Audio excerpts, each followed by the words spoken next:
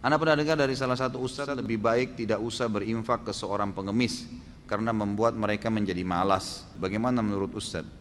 Ya itu mungkin juhud beliau ya. Ini usaha pribadi barangkali. Kalau menurut saya ya.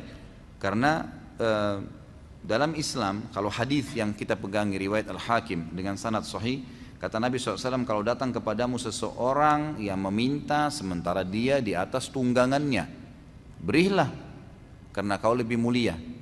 Berarti ada perintah memberi. Mau bagaimanapun keadaan dia di atas tunggangan ini, ulama hadis menekankan berarti dia kaya, dia mampu tapi dia minta.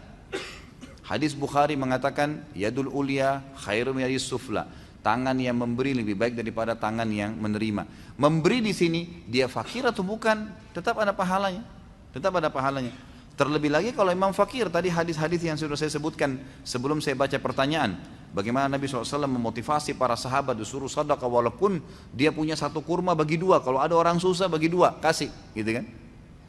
Sampai-sampai kalau dia cuma punya satu butir kurma disuruh bagi dua, kasih orang susah kalau dia lihat, gitu kan? Seperti itu motivasi dalam agama. Kalau ada perkataan seorang ustadz, dia mengatakan bahwasanya tidak usah memberi karena melatih pengemis untuk terbiasa. Dari mana dia punya jaminan si fakir yang sedang minta itu, yang mengemis itu memang bisa bekerja? Bukankah sekarang saya tanya ikhwani, bukankah sekarang banyak sarjana menganggur? Bukankah banyak orang yang fisiknya masih sehat mau bekerja jadi pembantu rumah tangga nggak diterima? Banyak sekali. Jadi jangan kita tarik potensi yang sedang ada atau kelebihan yang sedang ada pada diri kita berarti semua orang sama, gitu.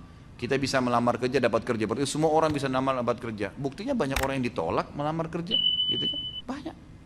Jadi kita nggak bisa tahu. Makanya dalam Islam hukumnya hukum zahir yang kelihatan. Ada orang minta, kasih aja. Oh dia menipu nanti Ustadz, itu urusan dia sama Allah. Karena Allah nggak mentaklif kita, nggak membebankan kita sampai pada tingkat menilai dia ini bohong atau enggak. Nggak ada urusan sama kita itu.